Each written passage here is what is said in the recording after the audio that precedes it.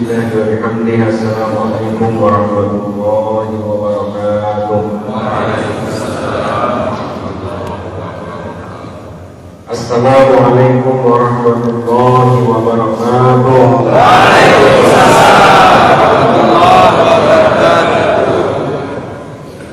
Alhamdulillahi rabbil alamin, wassalatu wassalamu ala asyrafil mursalin wa ala alihi wa sahbihi ajma'in. Allahumma shalli ala sayyidina Muhammadin wa ala alihi wa sahbihi wa barik wa sallim. Amma ba'du.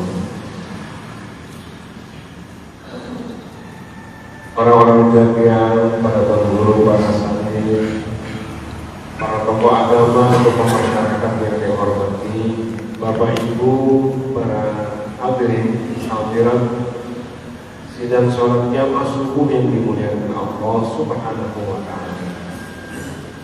Alhamdulillah wa syukurillah, pagi hari ini kita memulai hari kita dengan sesuatu yang sangat dicintai oleh Allah Subhanahu wa ta'ala. Kita hadir di masjid ini melaksanakan sholat subuh secara berjamaah. Maka insya Allah jika kehadiran kita di waktu subuh melaksanakan sholat subuh secara berjamaah adalah dengan niat semata-mata untuk memberikan kebaikan, menjaga diri kita, maka insya Allah Allah yang akan menjaga kita. Jaminan Allah bagi orang yang melaksanakan sholat subuh secara berjamaah dalam hari itu dijamin oleh Allah Subhanahu wa ta'ala untuk terhindar dari kejelekan-kejelekan atau keburukan-keburukan. Maka insya Allah kita hadir pada pagi hari ini dengan membawa cinta kita kepada Allah Subhanahu wa ta'ala dan Rasulnya, dan insya Allah Allah dan Rasulnya juga memandang kita ini dengan positif. Bapak Ibu sekalian yang saya hormati, kalau kemarin menjelang tanggal 28 Mei itu banyak sekali undangan bangun malam. Melalui grup ada undangan, kita kumpul jam 2 malam di sini. Kemudian ada yang sampai menyiapkan bekal ke pasar, dia membeli ubi, membeli apa saja, ya, supaya kita kuat nanti ya bangun malam. Bahkan jam 2 malam undangan. Itu undangan Bapak Ibu ya, bukan untuk sholat malam ya, tapi untuk menonton final Liga Champions. Ya, dan Real Madrid.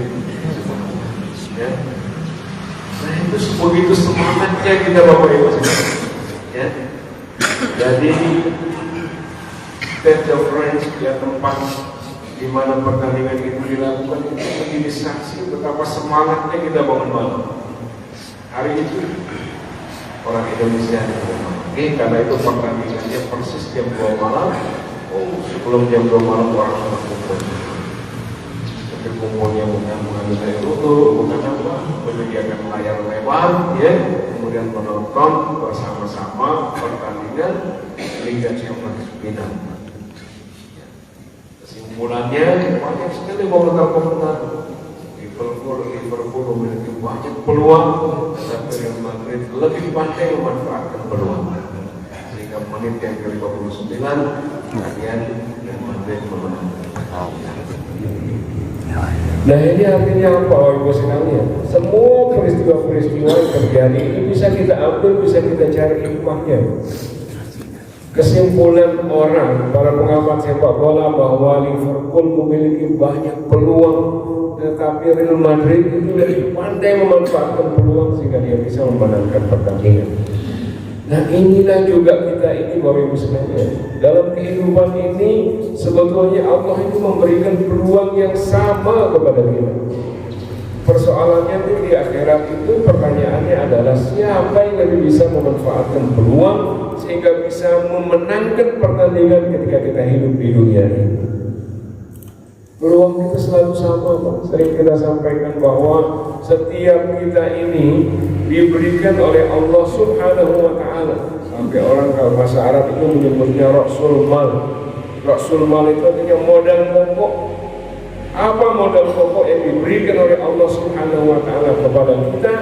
Modal pokok diberikan oleh Allah, dibagikan dengan jumlah yang sama, rata-rata itu adalah modal waktu. Yang selapu tadi waktu tadi 24 jam. Tidak ada orang yang diberikan waktu dalam satu hari itu hanya 12 jam, enggak. Semua kita itu mendapatkan kesempatan 12 jam untuk menampilkan yang terbaik, sehingga nanti pertanyaannya adalah siapa yang memenangkan pertandingan dengan modal waktu yang sama. Jadi sepak bola seperti itu, 45 menit pertama, 45 menit kedua, ya. Kemudian kalau ada perpanjangan pun dibagi dengan cara yang sama. Tetapi pertanyaannya sekali lagi bukan siapa yang lebih banyak peluangnya, tetapi siapa yang paling pandai memanfaatkan peluang. Nah, kita hidup ini juga seperti itu. Ada orang yang dalam 24 jam itu bisa menyelesaikan urusan-urusan besar, bahkan urusan negara dia selesaikan. Tetapi ada orang yang 24 jam itu urusan sendiri saja nggak selesai-selesai. Urusan antar tetangga, antar nabi saudara tidak selesai, apalagi urusan dengan Allah Subhanahu wa Ta'ala. Nah, ini persoalan yang sedang kita hadapi. Makanya subuh ini adalah merupakan cara kita bersama untuk bisa hidup dalam keberkahan. Dengan cara apa? Dengan cara memanfaatkan peluang yang diberikan oleh Allah Subhanahu wa Ta'ala kepada kita. Kalau kita mengatakan bahwa kita datang sholat subuh ini karena kita sehat, banyak orang lain yang lebih sehat daripada kita. Kalau kita mengatakan bahwa kita datang sholat subuh ini adalah karena kita punya kesempatan, masih banyak saudara-saudara kita yang lain yang kesempatannya lebih besar, tetapi hari ini masih ada di tempat tidur pagi ini, jam ini. Kita coba lihat tadi Bapak sekalian, ramai sekali orang ke pasar. Saya lihat tadi bawa kerupuk, bawa barang, bawa buah-buahan. Ya subhanallah. Kan hidup ini tergantung dari apa yang kita prioritaskan. Kalau yang kita prioritaskan itu hanya hal-hal yang berkaitan dengan keduniaan saja, insya Allah bisa kita sukses. Boleh saudara-saudara kita pagi dari gerobak lagi ke atas menuju gerobak ini Honda dibawa ke pasar, insya Allah dia sukses dengan usaha itu, dengan ikhtiar. Tetapi sebaliknya, kalau juga yang kita lakukan itu memprioritaskan kehidupan kita itu pada hal-hal yang bersifat ukhrawi, maka insya Allah kesuksesan akan kita temukan pada saat kita berhadapan dengan Allah Subhanahu wa Ta'ala. Malam-malam itu diberikan waktu oleh Allah Subhanahu wa Ta'ala kepada kita itu luar biasa. Mulai dari kita diperintahkan oleh Allah, dirayu-rayu oleh Allah, wa minal laili fatahajjat bihi nafilatan lak. Dari sebagian malam maka bangunlah kalian, kerjakan sholat sebagai ibadah tambahan untuk kalian. Tapi bisa kita lihat persentase, bisa kita hitung berapa persen orang yang bangun malam untuk mengejar peluang yang sudah diberikan oleh Allah Subhanahu wa Ta'ala. Tidak banyak. Mudah-mudahan kita termasuk di dalamnya. Mudah-mudahan kita bukan diri saya tidak, tapi kita terus doa kepada Allah, mudah-mudahan kita merupakan bagian dari orang yang bisa mengejar peluang. Nabi kita mencontohkan sampai Sayyidah Aisyah itu sedih ya. Lihat Nabi kita kalau sudah berdiri panjang berdirinya, ayatnya panjang sampai kaki beliau bengkak-bengkak. Kemudian beliau di sujud sampai penglihatan beliau ini merah, saking panjang sujudnya kepada Allah. Nangis dia kepada Allah, merendahkan diri kepada Allah, memohon kepada Allah. Padahal Siti Aisyah bilang, wahai Rasulullah, kan JEP niki Nabi Rasul, wan jaminnya pe sama surga sih sudah Allah Subhanahu wa Ta'ala, si kumbe apa putih dan ibadah luar biasa. Tapi Nabi kita Rasul mengatakan bahwa saya ingin dianggap sebagai orang yang paling bersyukur oleh Allah. Ini komunitas yang bertentang komunitas ini tamal, masih ya tamas surga. Masih juga sudah dijamin oleh Allah saya pasti masuk surga. Ngapain saya berenang seperti ini? Tetapi konsep berpikir Nabi kita bukan pada bagaimana Allah memberikan peluang beliau masuk surga, tetapi konsep berpikirnya adalah bagaimana menjadi hamba yang pandai bersyukur kepada Allah. Qalilan min ibadiy syakur, sedikit dari hamba yang pandai bersyukur kepada Allah Subhanahu wa taala. Maka hadirin rahimakumullah, Bapak Ibu sekalian yang dihormati, seperti semangat ya ibu-ibu melemak-lemak gajahnya jam 2 kadang-kadang, seperti itu semangat kita menyiapkan diri kita untuk bangun subuh ini, subhanallah. Karena apa? Karena ada keberkahan yang disediakan oleh Allah Subhanahu wa taala untuk kita. Mulai dari kita baru bangun, kita laksanakan salat sunat, wudu ya. Selesai kita wudu, salat sunat wudu kita laksanakan secara istiqomah. Bayangkan Nabi kita ketika menjelaskan soal Bilal bin Rabah yang terompahnya sudah terdengar di dunia, di surga, padahal dia masih di dunia. Ini luar biasa ya. Nabi suatu saat itu terdiam tiba-tiba. Maka para sahabat bertanya, wahai Rasulullah, apakah engkau sedang menerima wahyu? Oh tidak, kata Nabi. Tetapi saya sedang diperdengarkan oleh Allah suara terompahnya Bilal sudah sampai di surga, padahal dia masih ada di dunia. Ternyata apa amalannya? Di antaranya itu adalah beliau senantiasa menjaga wudunya dan melaksanakan sholat sunat wudu 2 rakaat begitu selesai. Nah ini kita ambil peluang itu sudah diberikan oleh Allah kepada Bilal bin Rabah. Kenapa kita tidak ambil? Tengah malam, jam 3, atau umpamanya langsungnya Pak subuh ya mungkin jam 3:30 ya, kalau kita terlalu lama merasakan jam 3:30 kita bangun sholat sunat wudu, kita istiqomahkan, mudah-mudahan kita bisa nasib kita sama dengan Bilal. Amin. Lalu kita sholat sunat tahajud, kita merendahkan diri kita kepada Allah. Atau kalau kita sedang ada pilihan-pilihan yang rumit, kita laksanakan sholat istikharah. Kita libatkan Allah dalam proses kita mengambil keputusan. Apapun keputusan yang kita ambil, kita libatkan Allah dalam proses kita mengambil keputusan. Sebagai orang tua, banyak keputusan yang harus kita ambil.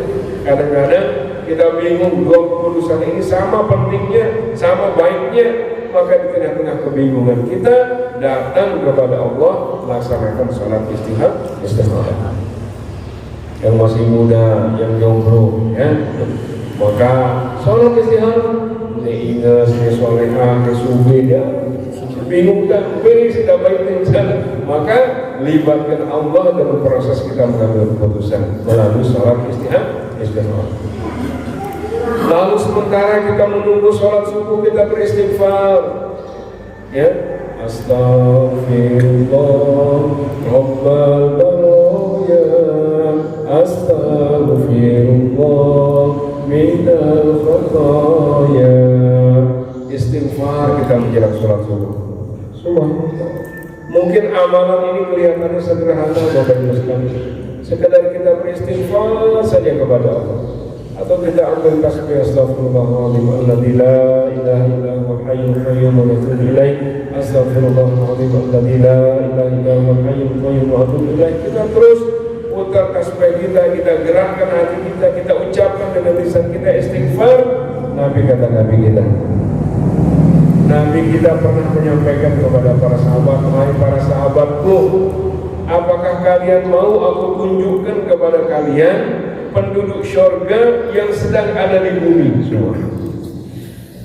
Luar biasa, penduduk syurga yang sedang ada di bumi.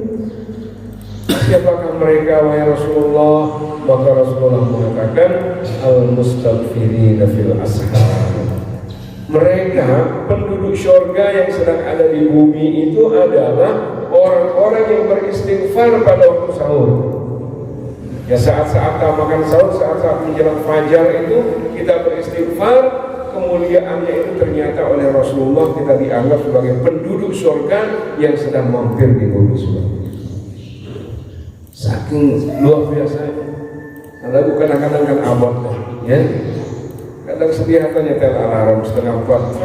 Begitu beli alarm pantok itu dan mati. Kita tidur dan suara. Itulah karena memang kita tidak bersemangat untuk meraih kesempatan yang diberikan oleh Allah Subhanahu wa taala kepada kita. Lalu begitu menjelang fajar kita sholat sunat 2 rakaat. Siti Aisyah meriwayatkan sebuah hadis Nabi kita mengatakan raka'ataini sholatul fajri khairum minad dunya wa ma fiha. 2 rakaat saja kita sholat sunat fajar itu 2 rakaat saja, maka Nabi kita mengatakan khairum minad dunya wa ma fiha. 2 rakaat sholat sunat fajar itu lebih baik daripada dunia dan isinya. Yang mudah lebih baik daripada dunia dan isinya apa lagi yang kita cari Bapak sekalian? Biarkan orang menghitung, ya dia punya ketenaran, dia punya uang. Artis ini punya uang misalnya ratusan miliar kekayaannya, ada pejabat yang ratusan triliun bahkan kekayaannya, para pengusaha yang kekayaannya luar biasa, biarkan mereka menghitung kekayaan-kekayaannya. Tetapi ketika kita berhitung dengan Allah Subhanahu wa taala dengan sholat sunat fajar 2 rakaat saja, maka Nabi kita mengatakan itu lebih baik daripada dunia dan seisinya itu semua. Tinggal kita ini tergiur apa tidak, ya, tergiur apa tidak dengan tawaran-tawaran Allah Subhanahu wa taala itu. Karena memang faktanya kita lebih cepat tergiur apalagi apabila tawaran-tawaran itu bersifat sesuatu yang nyata, yang tampak di depan kita. Ayo menurut nyata ini insya Allah lah, oke? Seperti yang mungkin pernah sampaikan, kita sholat subuh berjamaah, kita sholat zuhur berjamaah, sholat asar berjamaah. Karena pahalanya ini adalah sesuatu yang tidak tampak, kadang-kadang kita masih bersemangat lama. Sekedar sakit bulu sedikit, orang sakit buluku, nanti pada lalu berjamaah. Padahal Nabi kita mengatakan, seandainya umatku tahu betapa besar keutamaan sholat subuh berjamaah itu, maka mereka pasti akan datang ke masjid atau ke musala walaupun dalam keadaan merangkak. Tapi yang menggampang ukurannya karena dia sedang sakit, karena dia tidak sehat, tapi karena dia pikir keutamaan sholat subuh berjamaah itu, maka dalam keadaan merangkak itu pasti dia datang ke masjid atau ke musala, kata Nabi kita. Saking besarnya keutamaan sholat subuh berjamaah. Sang dek takawa sembahyang sunat lain atau qiyamul lain semalam suntuk, bersama jamaah kita di sini ada waktu berpuasa, jadi mulai kira-kira jam 12 atau jam 10 ini kita sholat malam sampai menjelang terakhir. Arah kuat kira-kira, insya Allah lah ya, jangan dekat kuat. Insya Allah kita tidak kuat. Tetapi Nabi kita menyediakan ini loh yang aku sediakan untuk kalian. Satu hari Nabi kita memimpin sholat subuh berjamaah seperti biasa. Begitu selesai sholat, beliau bertanya soal para sahabat, mana si fulan. Begitulah Nabi kita setiap hari, subhanallah. Kedekatan beliau dengan para sahabat itu luar biasa. Ditanya satu persatu, mana Ahmad, mana si Subhan, mana ini, ditanya satu persatu. Ternyata ada seorang sahabat yang tidak datang, disampaikan oleh sahabat yang lain, wahai Rasulullah, sahabat kita tidak datang sholat subuh berjamaah karena dia lelah-lelah, sekelem-kelem ya sembahyang sunat, dari sembahyang sunat, sholat sunat sampai benar-benar dia melaksanakan sholat sunat ini, begitu menjelang terakhir tertidur dia karena capeknya sehingga ketinggalan sholat subuh berjamaah. Nabi pasangan minta, ya Allah, sampaian salamku ke sahabat, sampaikan, kabarkan kepada dia bahwa sholat subuh berjamaah ini lebih besar keutamaannya daripada sholat sunat semalam sunat. Jadi tidak ada yang meragukan betapa besar keutamaan sholat sunat itu, sampai Nabi kita tidak pernah meninggalkannya. Tidak ada yang meragukan keutamaan sholat sunat tahajud, yang orang mengatakan kalau kita berdoa pada waktu tahajud itu seperti kita melepas panah dan tepat ke sasarannya. Kita berdoa kepada Allah, insya Allah dikabulkan oleh Allah Subhanahu wa taala. Tidak ada yang meragukan besarnya pahala kita melaksanakan sholat sunat, apalagi kita laksanakan qiyamul lail ini semalam suntuk, pahalanya besar sekali. Tapi sebegitu besar pahala orang sholat sunat malam semalam suntuk itu, lebih besar lagi pahala orang melaksanakan sholat subuh berjamaah. Jadi bukan menganggap pahala sholat malam itu kecil, tidak. Tetap pahala sholat malam itu sangat besar, tetapi lebih besar lagi pahala orang sholat subuh berjamaah. Nah, sehingga pun bau singkat gawenya kita sholat malam semalam suntuk, lalu kita sambung dengan subuh, itu yang terbaik. Lalu sang karena kerepotan kita boleh kita bau supaya sholat malam semalam suntuk, mari kita raih pahalanya. Nabi dengan cara apa? Dengan cara melaksanakan sholat subuh berjamaah. Sampai subhanallah, setan pun tahunya ngakalin manusia. Ya. Ada seorang orang tua pada zaman Rasulullah ini istiqomah sekali dia sholat subuh berjamaah. Jadi dia berangkat dari rumahnya agak jauh ke masjid. Saking tuanya dia menyarak orang-orang seperti arak seperti rebahnya, bangunnya kok datang terus rebahnya, bangunnya kok sampai yang mau datang ke masjid. Nah ini ternyata membuat salah satu makhluk Allah, ya, itu jin. Tiba-tiba datang anak muda, ya, kepada orang tua ini. Wahai orang tua, PP3 Pak masjid, Onggi dia buat masjid, dia yang denden, ubajang ini, denden, doa lagi, buat masjid subuh-subuh. Tetapi yang aneh, ternyata begitu orang tua ini masuk ke lingkungan masjid, biar pajang ini kemuruk ya lebut, dia minum tamak. Nah, begitu ya sepulih, doa lagi, ampunya dendennya situ pajang ini sampai balik. Akhirnya bertanya orang tua ini, wahai anak muda, kamu ini aneh, kamu ini aneh. Aku lalu bawa masjid, dia aku dia minum karena supaya berjamaah bawa masjid. Nabi lalu panjang itu menjawab, wahai syekh, wahai orang tua, yang mikir tiang manusia, yang iblis mikir dari Tuhan. Ternyata dia setan deh, setan, kaget dia orang tua kecil. Ini setan, di kembali jiwa aku bawa masjid.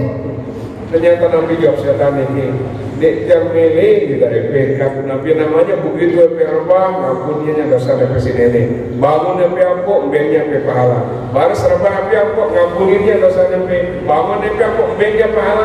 Mau nepe sering-sering rebah jika bawa masjid niki. Saya mau bangkang surga atau neraka. Coba sampai setan pun ini petanya kau yang gak lalu dan apa masjid berjamaah. Coba tuh sampai ada kejadian seperti ini. Begitu dia rebah, maka diampuni dosanya oleh Allah. Begitu dia bangun ditambahkan pahalanya. Ya rebah kok berdoa ini, ya ngampuninya dosanya. Ya bangun, baiknya pahala kok. Ya dia teman kita si setan. Akhirnya jauhnya dan ya. Doa ini ke masjid, kamu nepekan terbang ke bangun dan saya mau barang kenyarat neraka. Nah sampai seperti itulah keutamaan salat subuh berjamaah. Nabi kita menjelaskan ada sholat berbadrain, sholat dua sholat di waktu-waktu yang dingin, yang mungkin di Arab waktu itu asar sudah dingin, ya subuh juga dingin. Ini memiliki keutamaan yang luar biasa sehingga Nabi kita menyampaikan barang siapa yang istiqomah menjaga sholatul badrainnya, sholat yang dua ini dakhalal jannah kata Nabi kita. Sama ya surga pasti dapat surga. Yang mana sholat ini sholat berjamaah subuh dan sholat berjamaah asar. Niki sholat badrain. Jadi sholat berjamaah subuh dan sholat berjamaah asar mengapa sangat diistimewakan? Nabi kita menyampaikan ya jatabi'ul malaikatil laili wan nahar. Pada dua malam itu berkumpul malaikat-malaikat yang akan bertugas di malam hari dan akan bertugas di pagi hari.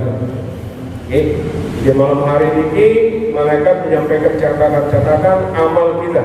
Itu yang akan naik malam hari, maka disampaikan catatan kita, amal kita, kemudian diganti dengan piket yang pagi hari. Yang malam, kemudian besok pagi diganti dengan piket yang pagi hari pada waktu subuh.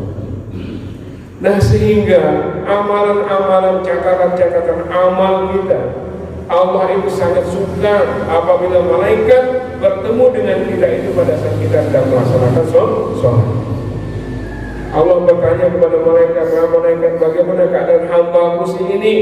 Maka malaikat mengatakan, ya Allah, ketika saya datang, dia sedang sholat.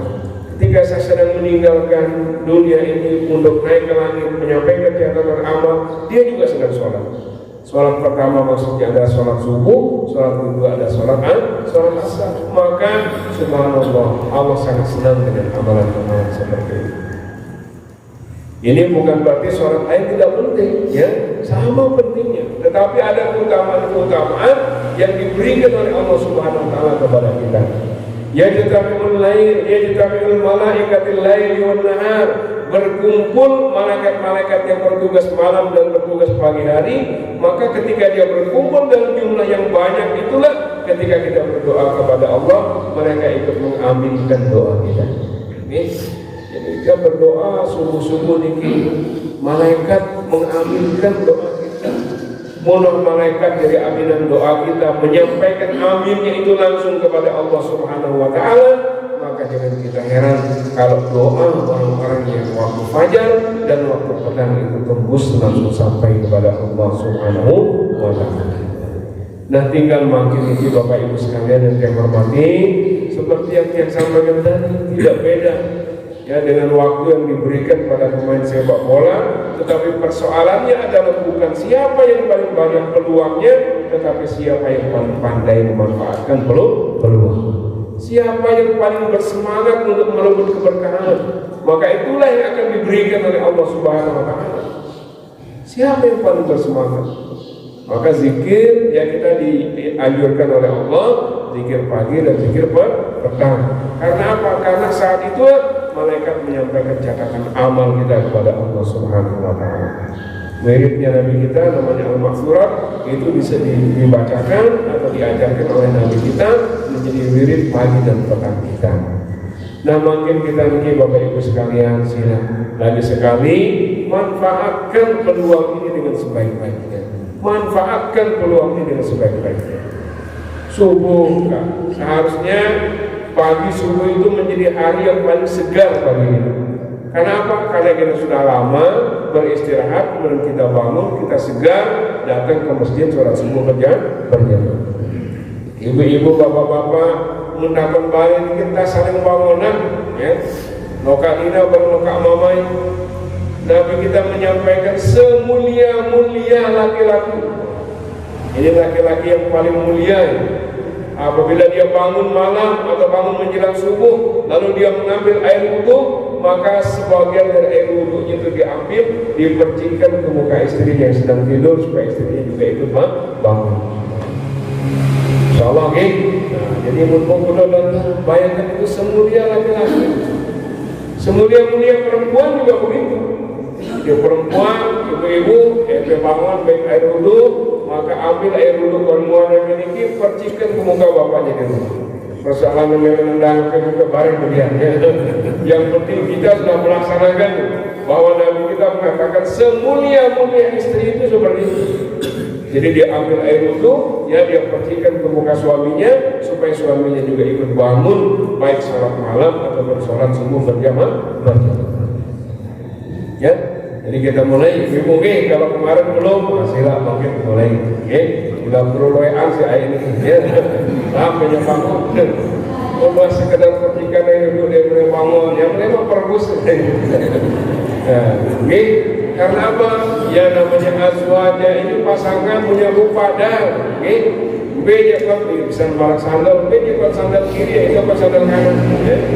Jangan sampai nanti sandal kirinya ditinggal di rumah, sandal kanannya sudah sampai di masjid. Artinya bapaknya sudah sampai di masjid, ibu masih nyelingkut berbalik. Atau sebaliknya, istrinya datang ke masjid, rajin sholat subuh berjamaah, lalu namanya bangun yang baru. Nah ini bukan azwaja, bukan pasangan. Yang namanya pasangan itu senantiasa saling mengingatkan untuk satu kebahagiaan yang dirindukan bersama. Yang mana kebahagiaan itu? Kebahagiaan di surganya Allah Subhanahu Wa Taala. Nah jadi penduduk surga itu nanti ada tidak lengkapnya, walaupun sekian tanda nama surga ini, Tapi ada yang belum lengkap rasanya. Kenapa belum lengkap? Ngengat ke kiri maka ingat tadi Arab, ngengat ke kanan anak-anak tadi Arab. Maka itu belum lengkap kebahagiaan seorang ahli surga sebelum melihat orang-orang terdekatnya itu ada di sekitarnya. Okay? Nah, jadi ibu-ibu juga seperti itu, ya bapak seperti itu. Mari kita saling bangunkan, saling semangati, datang sholat subuh berjamaah, laksanakan sholat lain supaya kita bisa menjadi suami istri yang dipandang mulia oleh Rasulullah SAW. Nah mudah-mudahan ini jadi biasakan setelah kita sholat subuh nih sila jalan-jalan atau bertebaranlah kalian di atas muka bumi ini peta rezeki, peta khazanah Allah Subhanahu Wa Taala dan induk sawit supaya subuh. Ya, oh para ulama misalnya kalau kita belajar tentang taklim muta'alim, ya waktu kita sekolah luar biasa, dilarang betul. Karena apa? An-naumu ba'da subhi yurithul faqr. Suka tidur setelah sholat subuh itu mewariskan kemiskinan, mewariskan kefakiran. Kita masih kira nggak sih lah? Mungkin kita mulai tidak ada salahnya, tidak ada kata terlambat untuk merubah diri. Maka cocok secara logika saja kita berpikir waktu keting jauh barang buat pekat kita masih tak tidur. Dan tentu mereka miskin waktu keting pekat itu mulita masih tak jelekut masih tak tidur. Ya, semangat kita mencari rezeki kurang, semangat kita berdoa kepada Allah kurang, bagaimana kita mengharapkan kelebihan-kelebihan. Oke, nah jadi ya kecuali mungkin kita sakit, suatu saat kita sangat terlalu capek, tetapi jangan diajarikan sebagai amalan kebiasaan yang namanya sholat tidur setelah sholat subuh sangat dibenci oleh Nabi kita besar Muhammad SAW. Nah hadirin yang kita hormati, mudah-mudahan keberkahan, kemuliaan subuh ini bisa kita raih ya, sampai nanti ada waktu syuruk ya. Nabi kita itu biasanya berdiam di masjid waktu syuruk, kemudian waktu duha, begitu selesai doa baru pulang ya. Karena semua itu memiliki keutamaan sendiri. Maka bersemangatlah kita sekali lagi. Mari kita meraih peluang yang sama besarnya ini. Siapa yang pandai memanfaatkan peluang, maka itulah yang akan mendapatkan kemenangan. Oke, kita berdoa kepada Allah, mudah-mudahan kita adalah merupakan bagian dari hamba-hamba Allah yang senantiasa pandai bersyukur kepada Allah dengan memanfaatkan sebaik-baiknya waktu yang diberikan oleh Allah Subhanahu Wa Taala kepada kita ini. Mudah-mudahan kita termasuk dalam golongan orang-orang yang mendapatkan rezeki yang berkah di sisi Allah Subhanahu Wa Taala karena kita pandai menjaga amalan-amalan kita, menyenangkan Allah Subhanahu Wa Taala dengan ibadah-ibadah kita. Amin ya rabbal alamin. Inilah yang dapat saya sampaikan. Mudah-mudahan ada manfaatnya. Ada segala kekurangan dari yang saya sampaikan ini, dan maaf yang sebesar-besarnya. Dan mari kita terus sampaikan kepada saudara-saudara kita. Barang siapa yang menyampaikan sesuatu kebaikan, kebenaran, lalu dilakukan oleh orang lain, maka akan sama pahalanya dengan orang yang melakukan itu. Oke, yang kepada saling cerai. Demikian, Wassalamualaikum warahmatullahi wabarakatuh.